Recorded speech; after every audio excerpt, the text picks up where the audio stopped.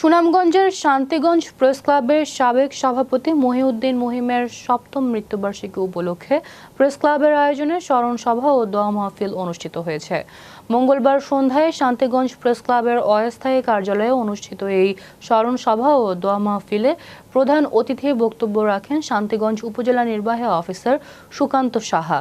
Shantiganj press ক্লাবের সভাপতি মোহাম্মদ আবু সাইদের সভাপতিত্বে ও সাধারণ সম্পাদক মোহাম্মদ নুরুল হকের সঞ্চালনায় স্মরণ সভায় আরও বক্তব্য রাখেন শান্তিগঞ্জ থানার ওসি তদন্ত ইরফানুর রহমান, পর্তুগাল প্রবাসী টিপু সুলতান রুয়েল, আবুল কালাম, শান্তিগঞ্জ প্রেস ক্লাবের সিনিয়র সহসভাপতি সামিউল কবির, সহসভাপতি শফিকুল ইসলাম, সাংগঠনিক সম্পাদক সায়াদ হোসেন সবুজ, অর্থ সম্পাদক আতিকুর রহমান রুয়েব, তথ্য ও গবেষণা সম্পাদক মান্নার মিয়া, সদস্য শাহানুর সুলতান, দিলীপ কুমার দাস, মরহুম সাংবাদিক মহিমের ভাই সাবেক পুলিশ সদস্য জসিম উদ্দিন ও কবির উদ্দিন সহ প্রমুখ।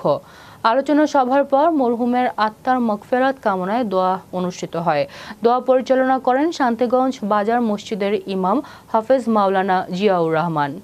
বিশ্বাস করি সাংবাদিক হিসেবে যারাই কাজ করেন না কেন তাদের প্রত্যেকেরই আসলে কোনো ধরনের দল থাকা উচিত নয়, মত থাকা উচিত নয়, কোনো ধরনের মত পার্থক্য থাকা উচিত। আর যে বিচক্ষণতা, সেই বিচক্ষণতা আমরা আমাদের যে পরবর্তী জেনারেশন যারা আমরা এখানে আছি ওনারা আপনাদের কর্মের মধ্যে সেই জিনিসগুলো সুন্দরভাবে বাস্তবায়ন করবেন, তাহলে আমরা বিশ্বাস করি ওনার যে আত্মা উনি সেটা শান্তি পাবে। আমরা মহান স্রষ্টার নিকট, মহান আল্লাহ পাকের নিকট আজকের এই দিনে প্রার্থনা করি যাতে উনি ওনার আত্মা শান্তি পায় এবং ওনার পরিবার এবং পরিজন যারা জীবিত আছেন সবার মঙ্গল কামনা করি।